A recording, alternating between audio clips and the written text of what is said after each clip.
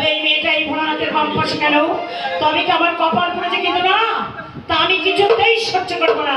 বল বল শয়তানি, কে তোকে এই কলিরা ছেলে যাকে মনে করে কমল বলে ভিতর তুই প্রবেশ করেছিস? আমি বলতে পারবো। বললাম তো আমি বলতে পারবো না। এখন আমি সম্মুখে দাঁড়িয়ে আছি। ও এইবারে আমি বুঝতে পেরেছি এই ভোলানাথেরই কাজ।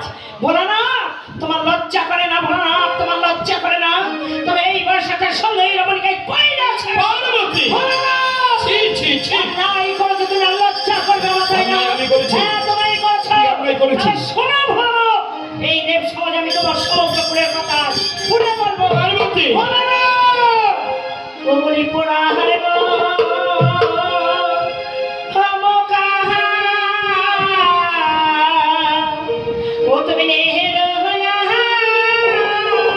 আমার পড়ার মুখ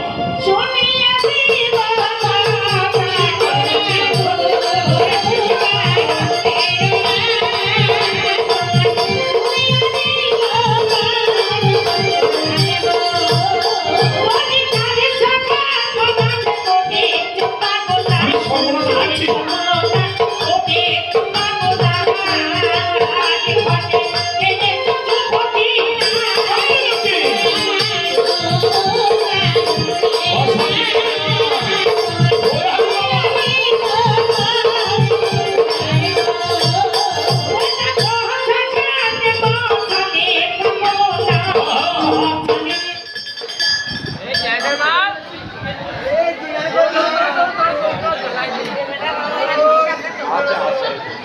আছে আছে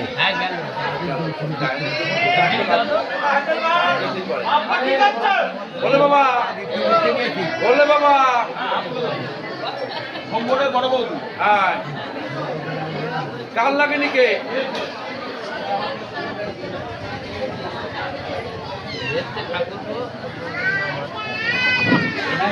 এই, বাজা কথা। কথা বলবি না। বড় বৌদি না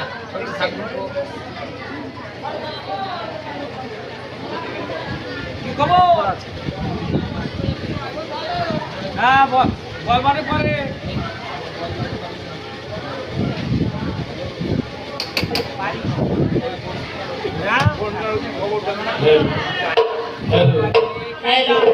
ভঙ্গনের বড় বৌদি আরেক নাগিনী নাচে সন্তুষ্ট হয়ে 50 টাকা দান করেছে।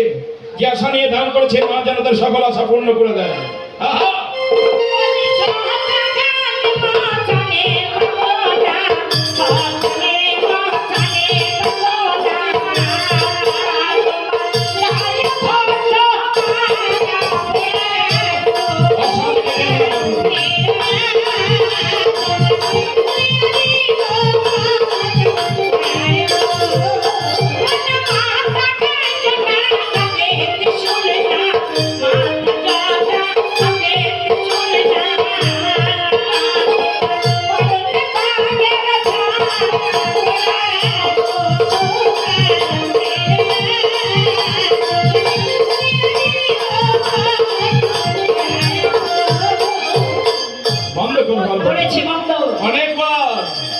অনেকবার আমি তোমাকে বোঝানোর চেষ্টা করেছি, তুমি আমার কোনো কথা না শুনি এই দেব সমাজে আমার অনেক ছোট বড় কথা বলেছো এবং বড় আনন্দ পেয়েছো,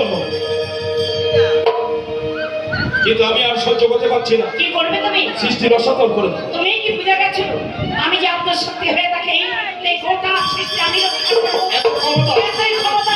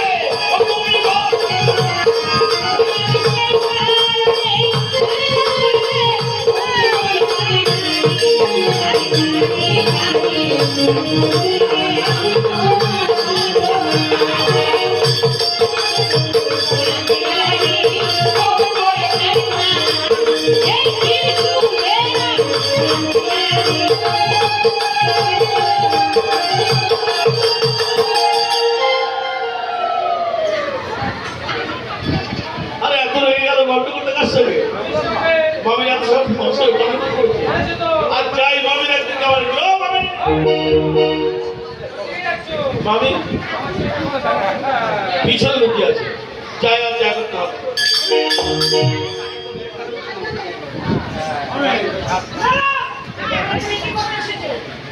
দুজন একই কথা কি করতে এসেছে? তোমরা দুজন যে আরম্ভ করছে ধান থাল করে কাঁপছে, সাবধান করে দেবো। কেন এখন লজ্জা করছে? ছেড়ে দাও, ছেড়ে দাও। বলো, আমি বলবো তুমি শুনবে না রো? তাহলে শোনো। আমি যেদিন থেকে তোমার মামার ঘরে এসেছি সেই দিন থেকে আমি অনেক কিছু শুনছি। আর শুধু আমি জানি তোমার মামা একবার গেছে বাগদি পাড়ায়, একবার গেছে কুচুনি পাড়ায়, তাও আমি সহ্য করেছি। আজ এখন যা করেছে আর আমি কোনোদিন সহ্য করবো না। চলো আজকে আমার বলি ও না, আমি যে পাড়ায় যাই কেন তোমার মামি চলে যাচ্ছে কেন? তোমার মামা নিয়ে ঘর করতে হয় বলে কাকে চলছে? মামি বলো, মামাকে কেমন করবো? ধরিয়ে যদি আনতো বাবা তাহলে বেঁচে যেতাম। তোমার মামা যে বেঁধে এনেছে। আরে